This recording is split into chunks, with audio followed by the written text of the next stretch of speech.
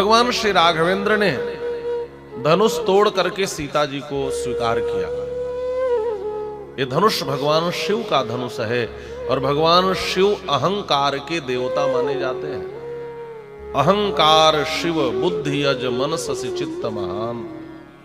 संकेत यह है विवाह के पूर्व धनुष तो टूटना ही चाहिए, अहंकार तो टूटना ही चाहिए। जिस वैवाहिक संबंध में अहंकार होगा वह संबंध स्थायी नहीं होता महाराज। जिस भी संबंध के मूल में अहंकार रहेगा उस संबंध में दृढ़ता नहीं रहेगी। इसलिए वैवाहिक संबंध की स्थापना के पूर्व धनुष का भंजन तो हो ही जाना चाहिए, अहंकार तो समाप्त ही हो जाना चाहिए।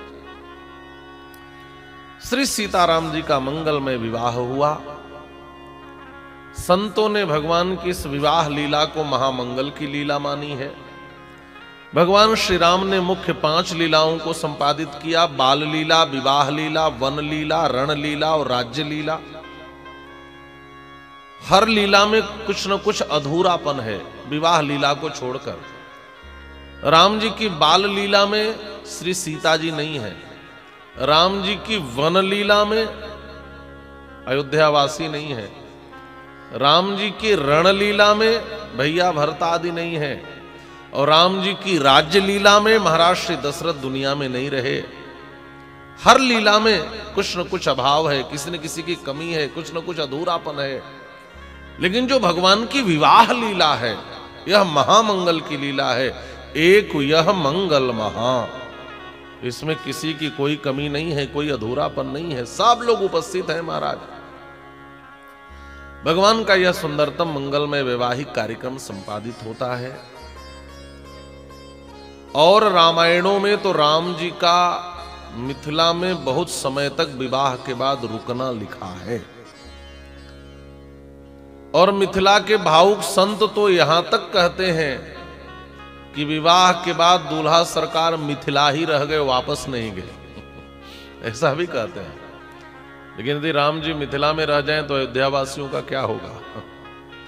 महर्षि वाल्मीकि कहते हैं विवाह की रात्रि व्यतीत हुई और अगले दिन ही बारात विदा हो गई।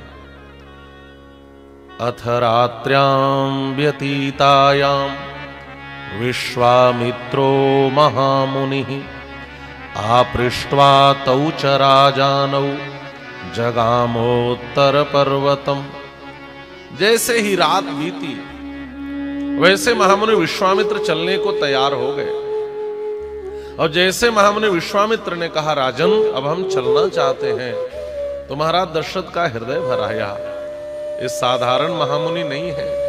जब मेरे पास मेरे पुत्र को मांगने आए थे तो मैं दे नहीं पा रहा था, लेकिन आज इस महामुनि ने मेरे पुत्र को कितनी बड़ी कीर्ति दिला दी, त्रिभुवन जय की उपाधि दिला दी और वैदेही जैसी बहू दिला दी। एक बात कहूं,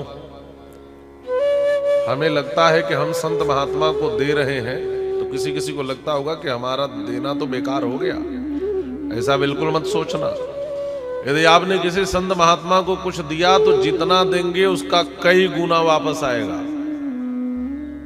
2 पुत्रों को दिया था महाराज दशरथ ने महामुनि विश्वामित्र को, और इधर से 4 बहू और दिला करके वापस कर दिया महाराज।